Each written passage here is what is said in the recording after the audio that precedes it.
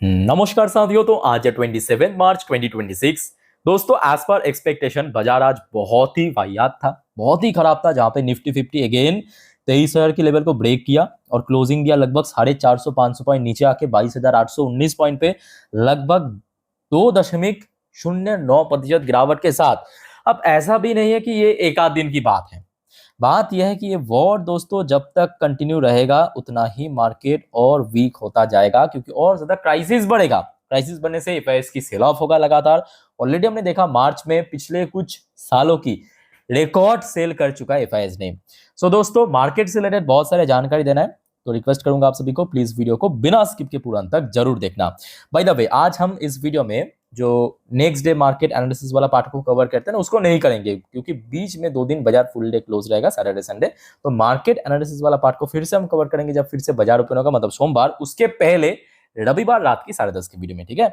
तो आइए सर, सबसे पहले चेकआउट करते हैं कि आज मार्केट क्लोजिंग के बेस पे हमारे मार्केट एनालिस्ट दोस्त ने क्या कहा। देखिए, मनी कंट्रोल की तरफ से एक एनालिस्ट ने शेयर किया अपना बाजार के बारे में विचार, view, technical view. Bear attack on Nifty 50 signal major risk 22,450 support next week. जो आपके सोमवार के दिन लो टच किया था, बॉटम टच किया था, तो उसको पॉइंट आउट किया।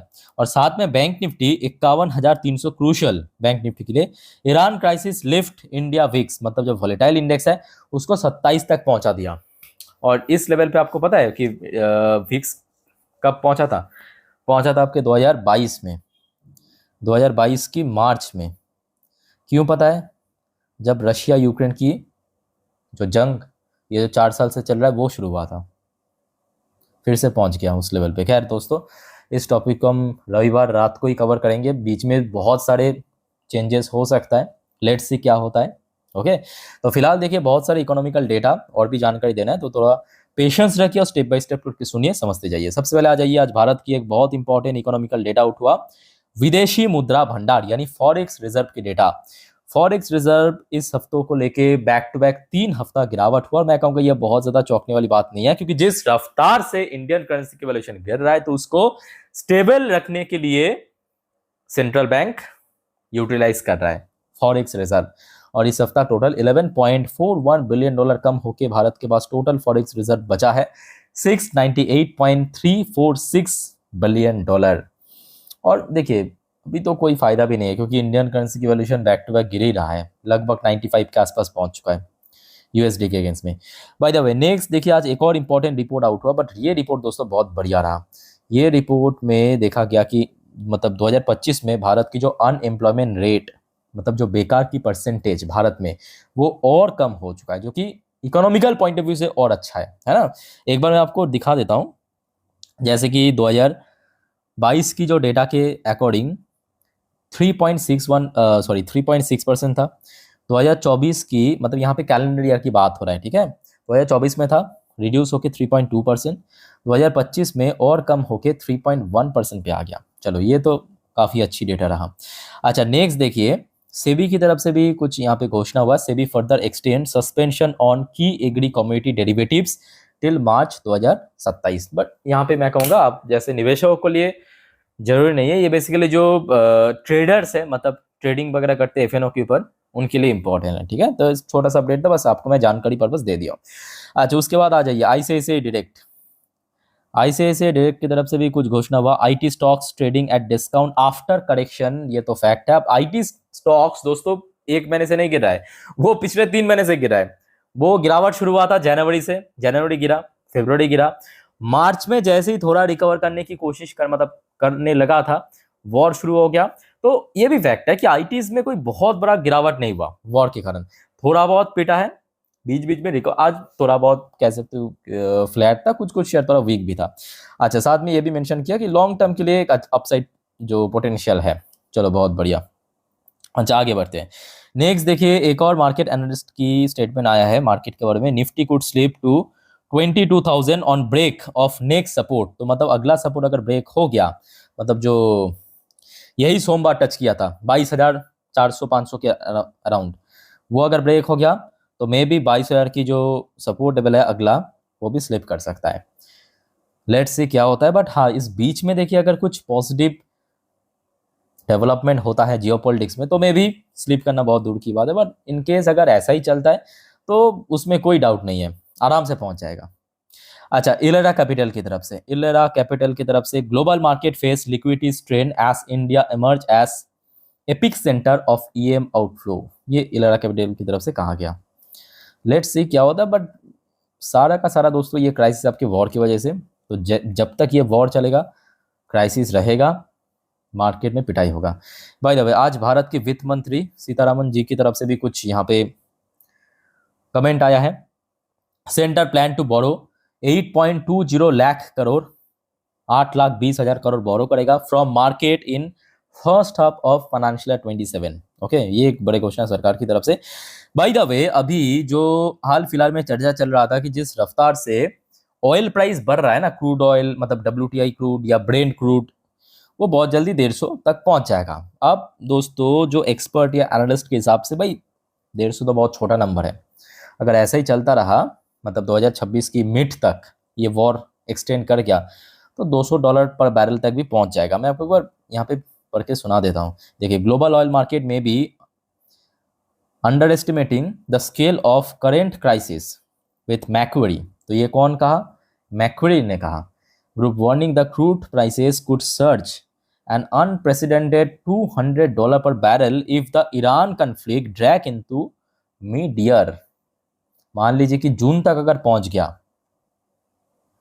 तो ऑयल तो $200 पर बैरल हो जाएगा, बट भारत जैसे देशों में दोस्तों भाई बहुत बुरी हालत हो जाएगी, पॉपुलेशन बहुत ज़्यादा है ना, और सरकार को मजबूरन ऑयल प्राइस भी बढ़ाना पड़ेगा। भाई देखो, वैसे आज हमने देखा सरकार ने एक बहुत अच्छा डिसीजन लिया है, खास करके देशवासी के लिए। पेट्रोल और डीजल की जो प्राइस के ऊपर सरकार एक्साइज ड्यूटी लेता था, पर लीटर पे 10 रुपये करके छूट दे दिया, मतलब कम कर दिया। ठीक है, अब देखना होगा। तब देखिए, यहाँ पे कोई फिक्स नहीं है, आज की डेट में हो सकता है कि कम किया है, सरकार भी कह रहा है कि यहाँ पे कुछ भी क्राइसिस नहीं है, इनफ रिजर्व है। बट अगर ये वॉर और 3-4 महीना एक्सटेंड हो गया, भाई एक लिमिटेशन तो सबके पास भी है, तो उसके बाद तो आप कुछ कर नहीं सकते ना, ये भी फैक्ट है। और ऑब्वियसली मार्केट तो बहुत अच्छे से उसके बाद पीटेगा। वैसे दोस्तों, आज भारत की प्रधानमंत्री मोदी जी की एक बहुत वाइटल मीटिंग था, मतलब प्रेजेंट क्राइसिस को बेस करके भारत की जितने भी स्टेट्स है, स्टेट्स की जो चीफ मिनिस्टर CM के साथ ऑन गल्फ क्राइसिस जो रिसेंटली चल रहा है। तो मोदी जी की तरफ से कहा गया कि हमें एकजुट होकर इसके खिलाफ लड़ना चाहिए, जैसे कि हमने कोविड में लड़ा था। एक बार मैं आपको पढ़ के सुनाता हूँ एग्जैक्टली इन्होंने क्या कहा मोदी जी ने। Prime minister Narendra Modi today chaired a virtual meeting with chief ministers and lieutenant governor of states and union territories to review India's preparedness in view of the war in the Middle East and potential implication for the countries।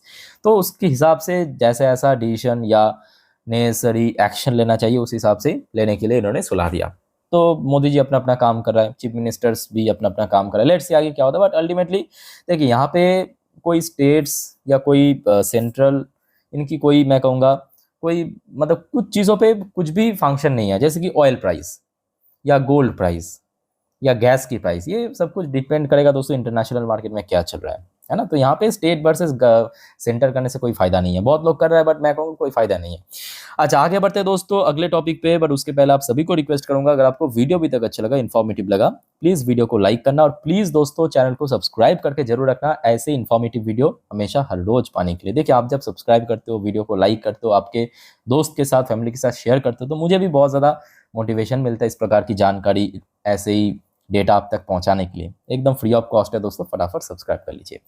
अच्छा, अब आ जाइए US market में क्या हालचाल देख लेते हैं। फिलहाल डॉ जोन्स की ओपनिंग उतना बुरा नहीं था, जैसे कि आप देख सकते हो ओपनिंग हुआ था इस पोजीशन पे, उसके बाद एकदम से स्लिप कर गया। और अभी आप देखिए यूएस में लोकल टाइम दोपहर 12:52 पे डॉ जोन्स का भी 12 बज चुका है, 1.02% की गिरावट। दूसरी तरफ नैस्डैक की पोजीशन तो बैक टू बैक वीक ही चल रहा है, कुछ टाइम पहले 1.5% नीचे था, अभी 1.38% नीचे चल रहा है। लेट्स सी कब तक क्या होता है। क्रूड ऑयल की प्राइस अगेन $112 पर बैरल पे पहुंच गया था, मतलब अभी 3.5% गेनिंग के साथ। बट दोस्तों एक और फैक्टर, जैसे जैसे अभी ग्लोबल क्राइसिस की बात हो रहा है ना, एक्सपर्ट एनालिटिक्स द्वारा, गोल्ड की प्राइस अगेन एलिवेट होने लगा। तो ये मैं कहूँगा जितने भी गोल्ड एंड सिल्वर की इन्वेस्टर्स हैं उनके लिए एक बहुत अच्छी बात है कि अगर आपके पास डिसेंट क्वांटिटी में भी गोल्ड एंड सिल्वर है तो मे बी अगर ऐसा ही चला तो गोल्ड एंड सिल्वर आगे रिकवर कर सकता है, क्योंकि अल्टीमेटली जब पूरे दुनिया में मतलब ग्लोबल इकोनॉमिक क्राइसिस होते हैं उस टाइम पे सबसे सेफ ऑप्शन वो दोस्तों गोल्ड एंड सिल्वर। गोल्ड अभी आप देखिए 3% ऊपर, दूसरी तरफ ये देखिए सिल्वर की भाव भी लगभग 3.5-4%। याद रखना सुबह थोड़ा सा वीक था, अभी आप देखिए जैसे जैसे अलग अलग मतलब डिफरेंट डिफरेंट ब्रोकरेज की तरफ से एक्सपर्ट की तरफ से ओपिनियन आ रहा है ग्लोबल क्राइसिस के बारे में, इकोनॉमिक क्राइसिस के बारे में। अब देखिए इंटरनेशनल भाव में गोल्ड सिल्वर अगेन स्पाइक करने लगा, जबकि बीच में गिर रहा था ऑयल प्राइस बढ़ने के कारण। बाय द वे अब देखिए यहाँ पे कहने से कोई फ़ायदा नहीं है क्योंकि इंडियन करेंसी की वैल्यूएशन भी लगातार गिर रहा है, जो मतलब अगले 8 से 10 महीने पे गिरना था, मतलब जिस वैल्यूएशन में पहुंचना था अगले 8 से 10 महीने पे वॉर के कारण 1 महीने पे पहुंच चुका है $95 पर बैरल, सॉरी क्या कह रहा हूँ 1 USD के अगेंस्ट में 95 रुपीज़ पहुँच चुका है। और ये वॉर अगर आगे एक्सटेंड कर गया 1-2 महीना, ऑयल प्राइस तो बढ़ेगा, यूएसडी इंडेक्स बढ़ेगा मतलब यूएस डॉलर इंडेक्स बढ़ेगा, और जितने भी दुनिया भर की करेंसी की वैल्यूएशन वो गिरता जाएगा। सिर्फ इंडियन रुपी नहीं, पूरे मतलब जो करेंसी है सारे गिर रहा है। अच्छा अब आइए देख लेते हैं कुछ इंडियन कंपनी की पोजीशन, जैसे विप्रो एडीआर वर्शन 0.72% नीचे, इन्फोसिस की एडीआर वर्शन लगभग 1.94% नीचे। बट अब उसके साथ साथ दोस्तों ये भी फैक्ट है, ये भी सच है कि देखिए कभी भी कुछ भी बदलाव हो सकता है कि कल कुछ ऐसा बड़ा घोषणा हो गया सीज फायर के ऊपर, या दोनों पक्ष सडनली नेगोशिएट कर लिया, डील कर लिया, तो यहाँ पे सीधा सीधा स्काई रॉकेट भी बन सकता है। तो जिस वजह से मैं कहूँगा इमीडिएटली बहुत ज़्यादा आपको टेंशन करने की ज़रूरत नहीं है। बीच में 2 दिन छुट्टी है, मार्केट रिलैक्स कीजिए, एकदम कामली डिसीजन लीजिए, एकदम रिलैक्स मोड में रहिए, कोई दिक्कत नहीं है। बस मैं आपको जानकारी दे दूंगा, उसको बस आप देखते रहना बस, ठीक है। अच्छा HDFC बैंक लिमिटेड की ईडीआर वर्शन लगभग 1.63% नीचे चल रहा है, वैसे तो आज बहुत पिटाई हुआ। आइए आप देख लेते हैं हमारे गिफ्ट निफ्टी कहाँ पे चल रहा है। गिफ्ट निफ्टी की पोजीशन मैं कहूँगा आज डॉ जोन्स एंड नैस्डैक से तो बेटर है, ये मानना पड़ेगा। गिफ्ट निफ्टी अब भी आप देख सकते हो, ये वीडियो में रिकॉर्ड कर रहा हूँ अराउंड वही 10:20-25 के आसपास।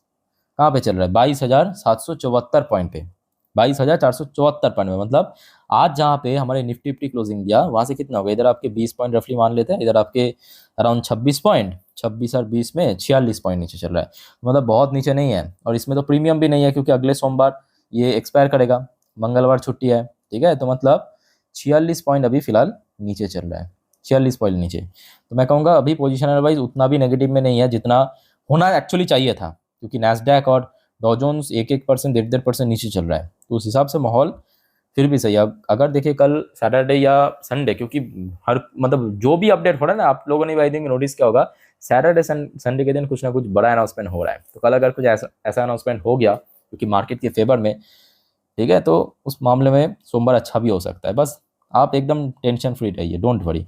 अच्छा अब आइए आ जाइए थोड़ा सा FIs की एक्टिविटीज़ देखते हैं। बट ये भी फैक्ट है दोस्तों, FIs इसके पहले जितना बेच रहा था पर डे 7,000, 8,000, 10,000 करोड़ तक, आज या पिछले 2 दिनों से उतना ज़्यादा बेच नहीं रहा। लास्ट डे तो खैर ठीक है, मार्केट रिकवर किया अलग बात है, पर आज निफ्टी 2% गिरा, बैंक निफ्टी 2.5% के ऊपर गिरा।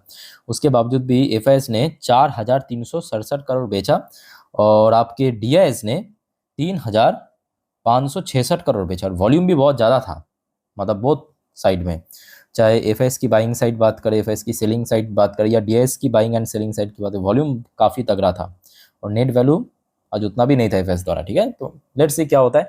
बाय द वे दोस्तों, वैसे तो अभी मतलब शाम के बाद से अभी तक बहुत सारे जियोपॉलिटिकल अपडेट मिला है, इस वीडियो में कवर नहीं कर सकता, अदरवाइज वीडियो बहुत लेंथी हो जाएगा। तो उस वीडियो को हम सेपरेटली नेक्स्ट वीडियो मतलब रात की 12 बजे की वीडियो में शेयर करेंगे, सारी जानकारी जियोपॉलिटिक्स के ऊपर।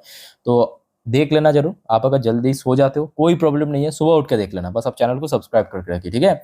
अच्छा TA35 में आज बहुत दिनों बाद मैं कहूँगा काफ़ी भारी भरकम गिरावट हुआ, क्योंकि TA35 इसराइल की जो टॉप इंडेक्स, वो अगर आप चेक करेंगे पिछले 1 महीने पे कोई बहुत बड़ा मतलब शार्प जो नोज ड्राइव होता है ना, शार्पली डाउनफॉल, वो नहीं हो रहा था, आज हुआ है, लगभग 3.5-4% का राउंड गिरा है TA35, ठीक है। सो दोस्तों कुछ इस प्रकार की माहौल है, आप समझ पा रहे हो मार्केट में अभी भी जो स्थिति सिचुएशन बहुत ही ज़्यादा गंभीर है। अगर कुछ सोमवार तक, अभी देखिए सोमवार बाजार ओपन होने में ऑलमोस्ट कितना, लगभग 65-70 घंटा बाकी है। इस बीच में अगर कुछ बदलाव हो गया बढ़िया, नहीं बदलाव हुआ तो मे बी मार्केट में जैसा चल रहा है वैसा ही होगा। अच्छा दोस्तों, एक और बात याद रखना, सोमवार तो बाजार ओपन होगा, तो उसके पहले मैं आपको रविवार के दिन मतलब परसों आपको मार्केट कवर में सारे जानकारी दे दूंगा। मतलब कौन कौन सी अगले हफ्ते इकोनॉमिकल डेटा आउट होगा, कौन कौन सी इवेंट है, कौन कौन सी शेयर इंपॉर्टेंट है अगले हफ्ते सोमवार के लिए, और मोस्ट इंपॉर्टेंटली जियोपॉलिटिकल अपडेट। तो एक भी अपडेट देखना मत भूलना संडे के दिन स्पेशली, ठीक है, हर एक वीडियो को। बाकी इस वीडियो को वाइंड अप करता हूँ। वीडियो अच्छा लगे तो लाइक करना, चैनल को सब्सक्राइब करना और अपने दोस्त के साथ, फैमिली के साथ शेयर जरूर करना। तो टेक केयर, बाय बाय, जय हिंद।